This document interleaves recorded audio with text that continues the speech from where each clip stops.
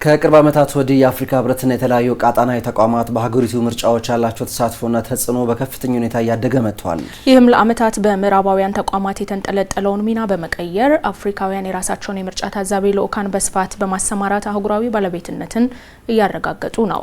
የአፍሪካ ተቋማት በምርጫዎች ያላቸው ተሳትፎ ማደጉም ለአህጉሪቱ የዲሞክራሲ ስርዓት ግንባታና ሉዓላዊነት መከበር እጅግ ወሳኝ እርምጃ ተደርጎም ይወሰዳል። አንዱዓለም ተስፋዬ በዝርዝር ተመልክቶታል። ማንኛውም ምርጫ ነፃ ፍትሐዊና ሰላማዊ መሆኑን ለማረጋገጥ የገለልተኛ ወገኖች ምልከታ ወሳኝ ሚና አለው። ኢትዮጵያም ግንቦት 24 የምታከናውነው ምርጫ ለመታዘብ የአፍሪካ ህብረትና የምስራቅ አፍሪካ በይነ መንግስታት ባለስልጣን ኢጋድ ተወካዮች አዲስ አበባ ገብተዋል።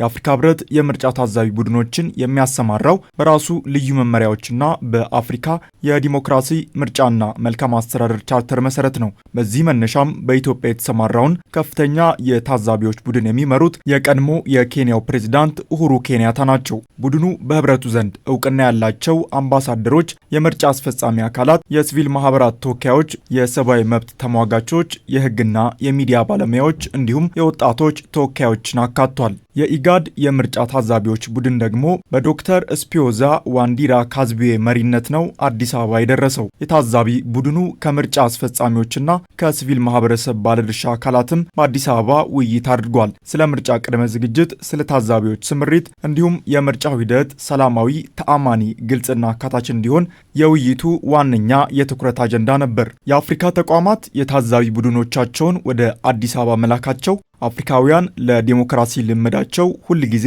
የምዕራባውያንን ይሁንታ ከመጠበቅ ወጥተው በራሳቸው መቆም እንዲችሉ መንገድ ከመክፈት አንጻር ታሪካዊና ስትራቴጂካዊ ትርጉም አለው። ለረጅም ዓመታት በአፍሪካ የሚካሄዱ ምርጫዎች ነፃና ፍትሐዊ መባላቸው የሚረጋገጠው እንደ አውሮፓ ህብረት ወይም የአሜሪካ ተቋማት ባሉ የምዕራባውያን ታዛቢዎች የሚሰጡትን ማረጋገጫ ወይም ይሁንታ ሲያገኙ ብቻ ነበር። ከቅርብ ዓመታት ወዲህ ግን ይህንን የተለመደ አስተሳሰብ በመስበር የአፍሪካ ህብረትና የተለያዩ ቀጠናዊ ተቋማት በአህጉሪቱ ምርጫዎች ያላቸው ተሳትፎና ተጽዕኖ በከፍተኛ ሁኔታ እያደገ መጥቷል።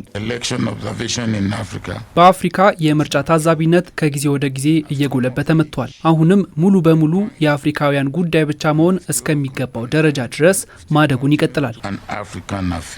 የተቋማቱ ተሳትፎ ማደግ ለአፍሪካዊ ችግሮች አፍሪካዊ መፍትሄ የሚለውን መርህ ከንድፈ ሐሳብ ባለፈ ወደ መሬት በማውረድ ወደ ተግባር የመቀየር ትልቅ ምሳሌ ነው። ለአፍሪካዊ ችግሮች አፍሪካዊ መፍትሄ የሚለው መርህ አፍሪካውያን የራሳቸውን ታሪክ፣ ባህል፣ ማህበራዊና ኢኮኖሚያዊ ነባራዊ ሁኔታዎች ያገናዘበ መፍትሄ በራሳቸው ማመንጨት አለባቸው የሚል ጽኑ እምነትን የሚያንጸባርቅ ትልቅ ሐሳብ ነው። ይህንን መርህ ወደ ምርጫ ስናመጣው ደግሞ አህጉሪቱ ከውጭ ጣልቃ ገብነት ወጥታ የራሷ የዲሞክራሲ ስርዓት በራሷ ተቋማት እንድትገነባና ዘላቂ ሰላም እንድታሰፍን መንገዱን ይጠርጋል።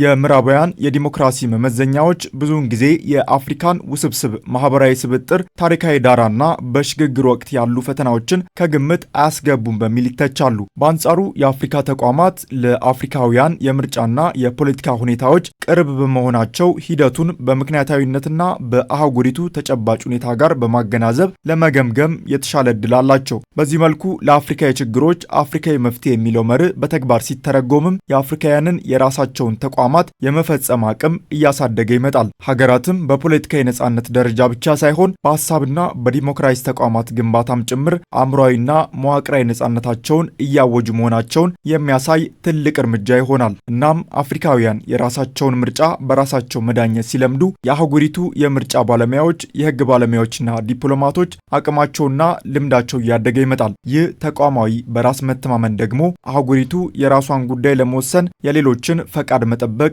እንደማይኖርባት በተግባር ለዓለም ያሳያል።